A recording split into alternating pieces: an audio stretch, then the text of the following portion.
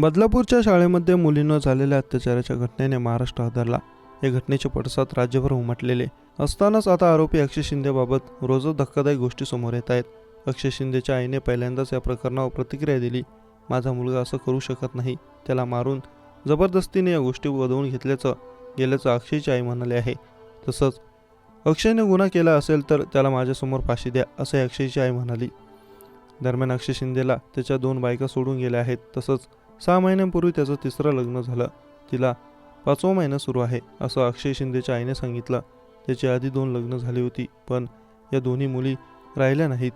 तर नवरा आवडत नाही म्हणून आधीच्या दोन्ही मुली सोडून गेल्या, असं अक्षयच्या आईने सांगितलं. आमच्या घरावरही हल्ला केला गेला, आम्हाला मारहाण केली गेली, आमच्या घरातील भांडी कुंडी फोडली गेली. कुणीही आमच्या मदतीला आलं नाही. आता आम्ही आमच्या घरात राहू शकत नाही. आता आम्ही कल्याण स्टेशनवर राहत असल्याची प्रतिक्रिया अक्षयच्या आईने दिली आहे. दुसरीकडे बदलापूरच्या शाळेच्या मुख्याध्यापिकाही पहिल्यांदा समोर आल्या.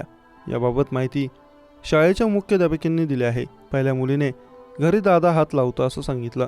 त्यानंतर मुलीचे पालक शाळेत आले, तेव्हा आम्ही मुलीला नेमका कोणता दादा ते विचारलं, पण तिला उत्तर देता आलं नाही. दुसऱ्या मुलीचे पालक पोलीस आणि मीडियाला घेऊन आले, असं मुख्याध्यापिकांनी सांगितलं. पहिल्या मुलीसोबत जे घडलं ते आपण मॅनेजमेंटला सांगितल्याचे मुख्याध्यापिका म्हणाल्या आहेत. मला त्या मुलीबद्दल खूप वाईट वाटतंय. असं नाही व्हायला पाहिजे होतं. 30 वर्ष माझी सर्व्हिस झाली, असं कधीच घडलं नव्हतं, अशी प्रतिक्रिया मुख्याध्यापिकेंनी दिली आहे.